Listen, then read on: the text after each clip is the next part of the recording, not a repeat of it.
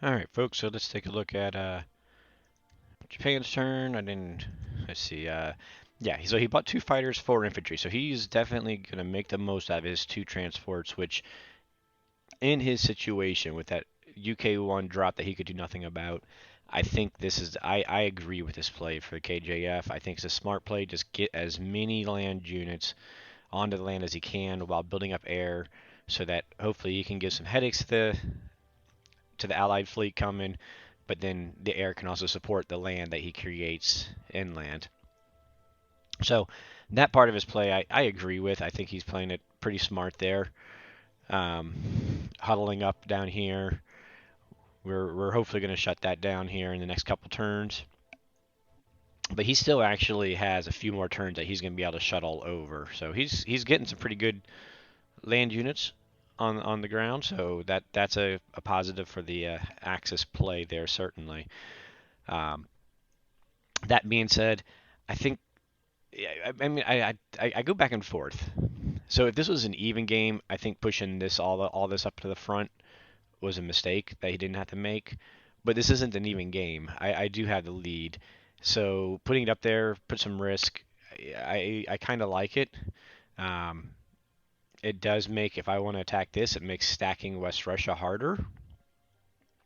But if he knew he was going to do this, I wouldn't have had the fighters in France. I know he did this to protect the 6 IPC since I built a transport, but if his fighters were in Northwest Europe and could hit West Russia right now, or if they were in Karelia could hit West Russia or Caucasus right now, then I would not be able to attack these guys and stack both of these territories. But because these fighters can't reach any of this, they're really out of reach. I should still be able to stack both of these and go ahead and strike and kill these guys. And we're going to use a US UK 1-2 combo to take care of these guys. So we're going to take 7 Japan units off the board while he's producing 4 a turn.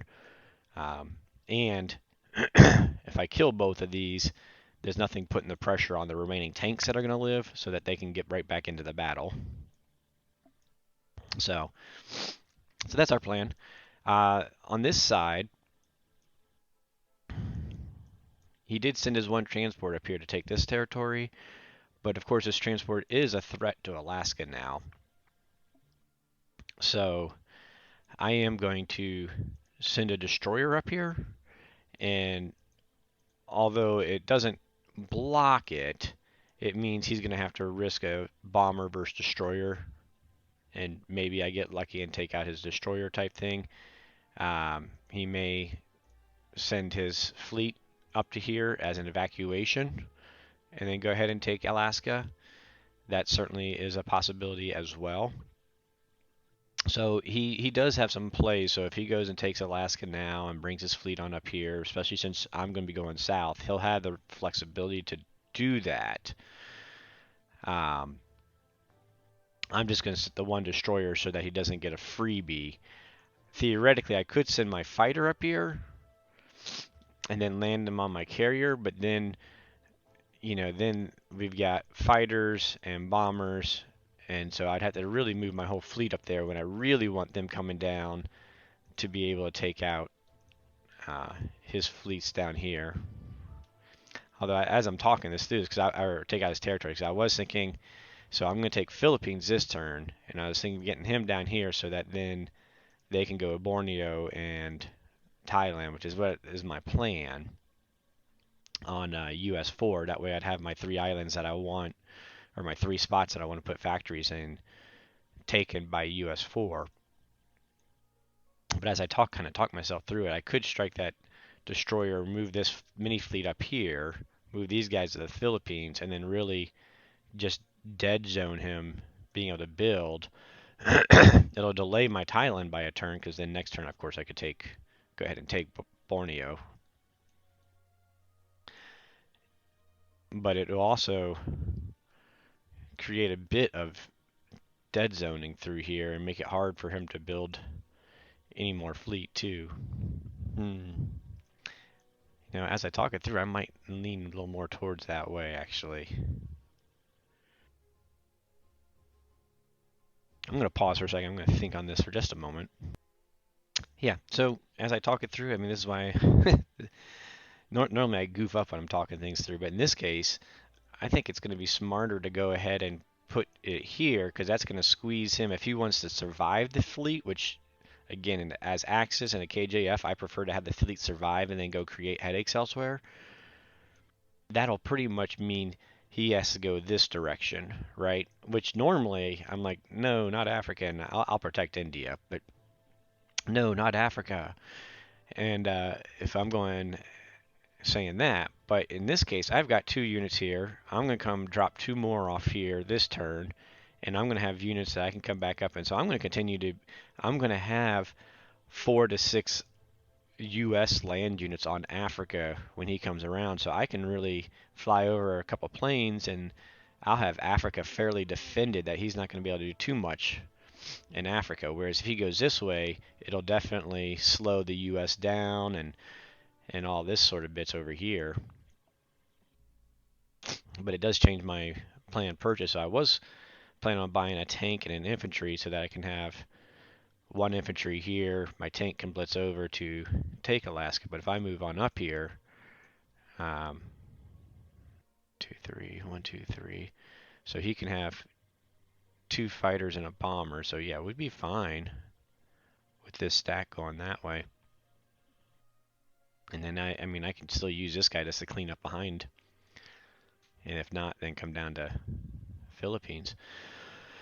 So I don't need that tank by now. And let's see. He's coming down this time. I do like the 1 infantry by. Actually, I really kind of like 2 infantry by.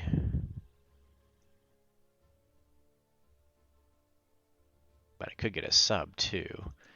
You know what? This transport doesn't have to come back up to Canada. I can buy his other infantry next time.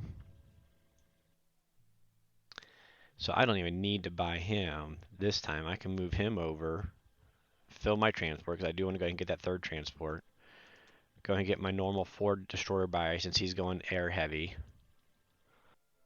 And then next turn, just make sure I buy myself 2 infantry for East USA for this transport coming back. In addition to my Philippines, and then merging the fleets, and then I should be up and running. So yeah, talking that through, we're going to move these guys north. I'm just not used to making that move. It's not a common thought for me.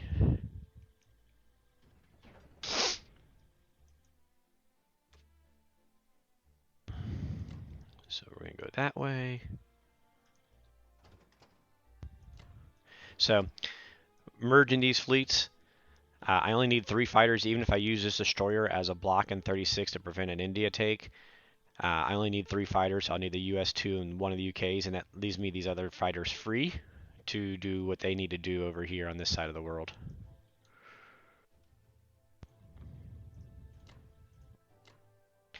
Like I said, I want to hit at least one of these guys. If they don't hit back, then I'll go ahead and take it all the way. We do want to stop that, obviously. Excuse me. But if I can kill one of these guys and I got all this UK air, I can go 1 infantry, air, air, and finish that cleanup there if need be.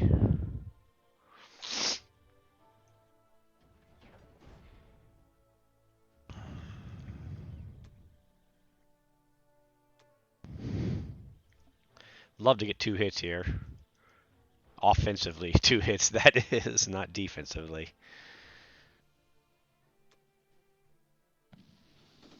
There we go. And a big whiff. Oh, crap. Unfortunately, I need the fighter for my West Russia defense. Ah. Ah. Alright, nothing I can do about it. Moving on. There was my morning. Mourning my bomber loss. That's going to help the UK out a little bit. I mean, Japan out a little bit, excuse me.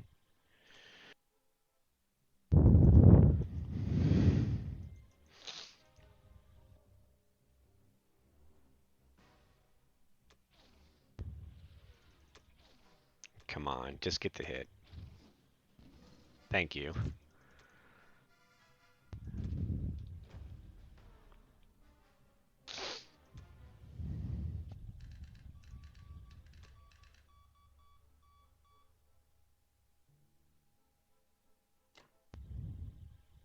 I want to.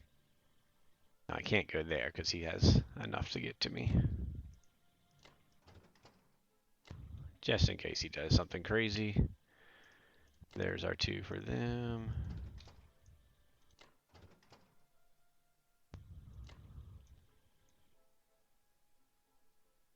Woo. Hello.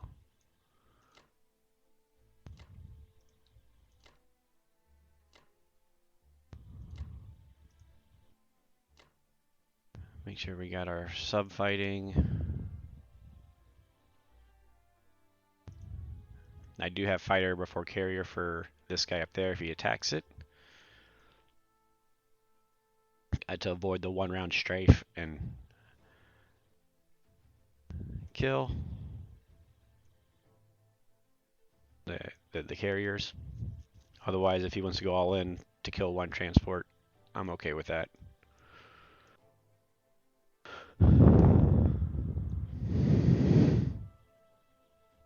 Oh, you know what?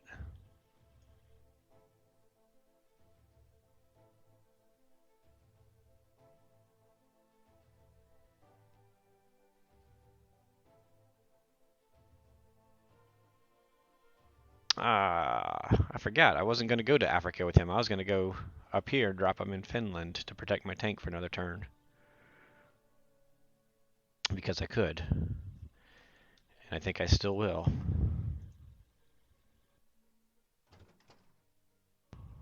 So if we're only going to take 1 so that I can come back and take the other one down to Africa.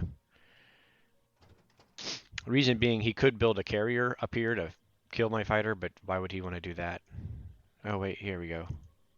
1, 2, 3, 4. 1, 2, 3, 4, 5. Okay. 6 landing in there. Would you want to put his... I guess if he moves all of them in.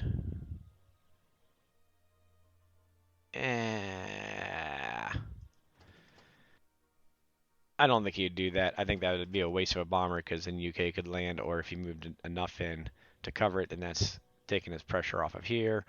But because we decided to do this US fleet, so this is kind of crazy. You know, the US killing that transport and the fleet placement over here is dictating where I'm going with this transport over here. How about that for irony? All right, there we go.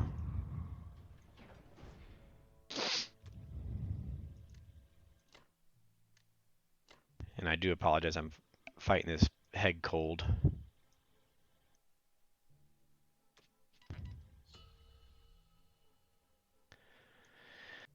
Let's see. We're hoping to get 3 IPC back. What are we sitting on right now? Excuse me. 18. 3 will get us 21. There's a chance that we don't get one of them. Oh wait, we're not gonna go. We're not going this way. Oh wait, yeah, we can blitz it now at least. Oh, okay. So we're gonna get 21. So let's go ahead and get the 2 artillery.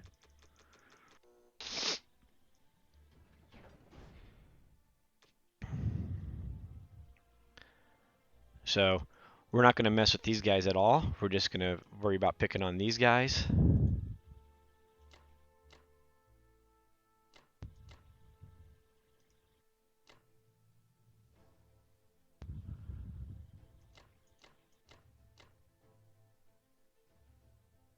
I'm gonna do a real quick calculator check, make sure we're good here, because I glanced at this earlier. I really want my tanks to live if at all possible. I think this gives me 50-50 that all 3 tanks still live.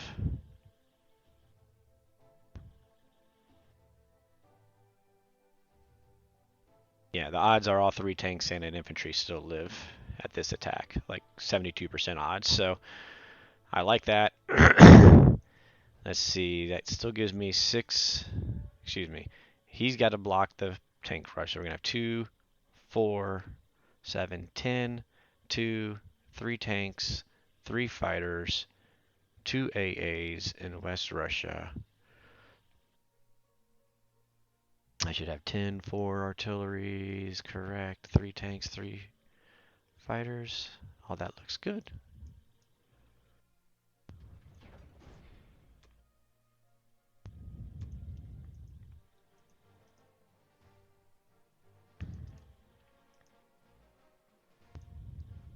Save the tanks.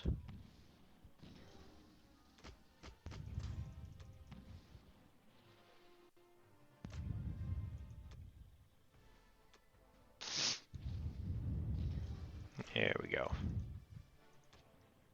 So I finished two above, 2 infantry extra.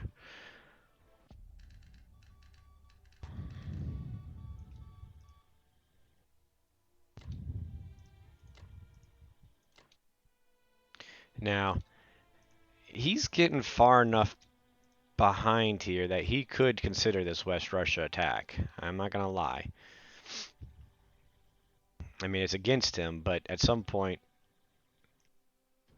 you know, if you see me talk and see me play, you got to realize at some point you got to go for it. Let me double check. So that's 16, 20 units.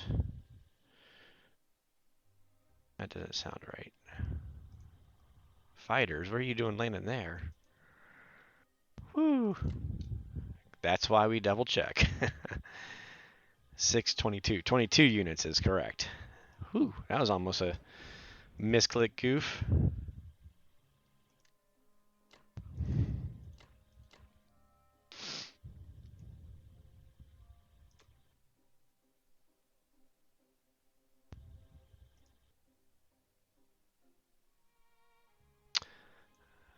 One thing I am going to do, I'm not doing the math on it, but I want to make sure I want a dead zone here between these guys and that guy, so, in the tank, so it should be easily dead zone. I'm not, let's see, actually, let's do this smart. All right, so he's got 13, 17 units he could put there. We got 17, 18, 19, plus, yeah, we don't need artillery over there. Never mind. I know I'm small diamond things here, but I respect my opponent too much. There we go.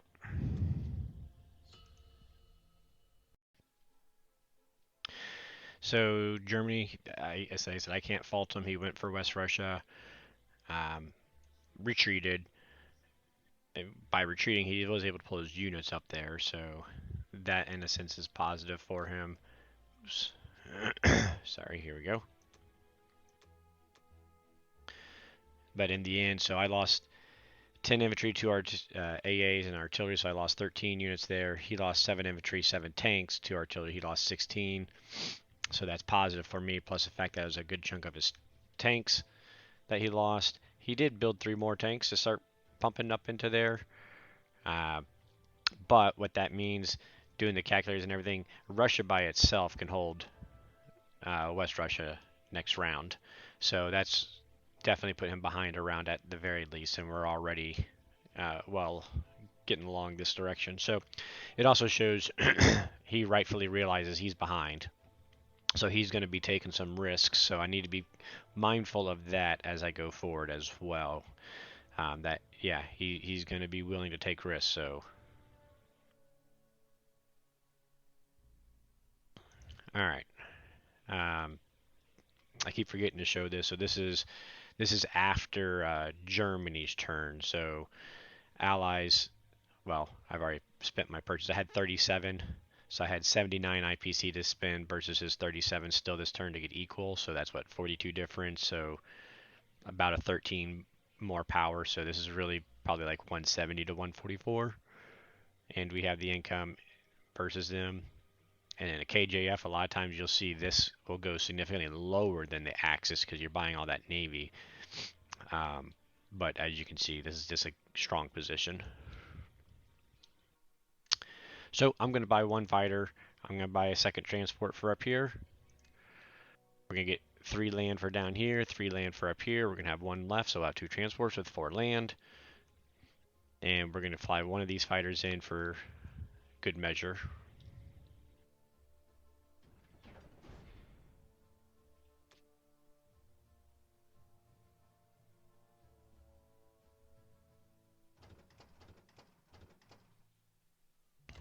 See, they can go 1, 2, 3, 4. That's perfectly good.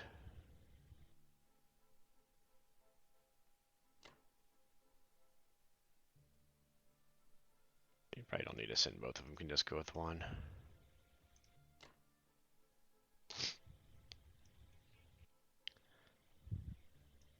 I thought about taking New Guinea. He would be able to kill the transport, but again, I'm like, I don't know what else I'm going to use with him. But instead, I'm going to come up here since I did this move. Now I got 2 U.S. transports, their air, and a UK transport threatening Tokyo. So he's going to have to center his forces a little bit.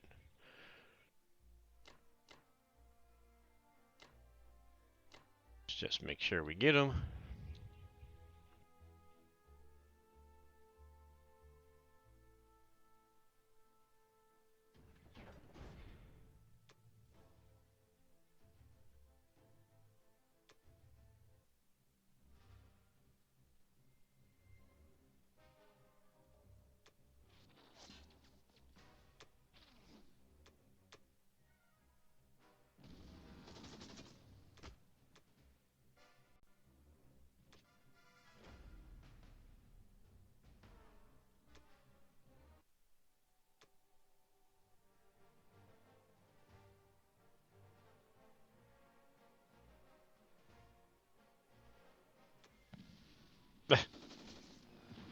Wow.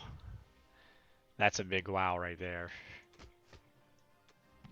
Ah, how about that? All 8 units hitting. That's a really big wow.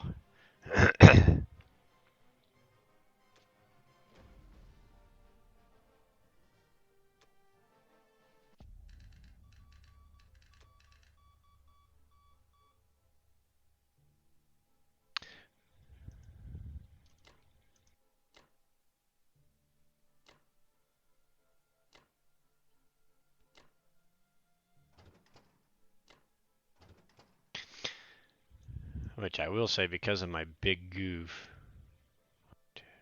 so he could land 10 units there. My fighter from here will be in range as well as my troops actually will, unless he puts somebody there. Well, even if they put troops there, I could kill it and land there. If he put his whole fleet there, so I won't count on him. So we'll have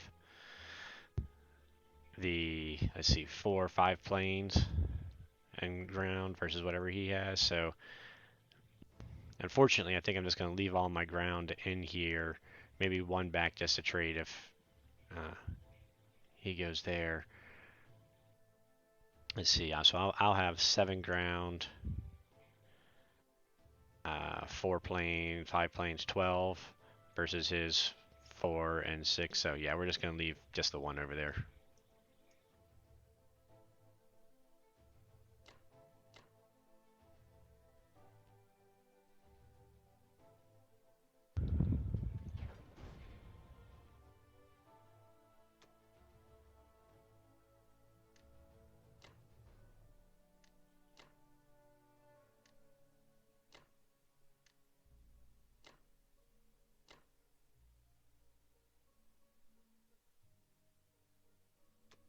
There we go.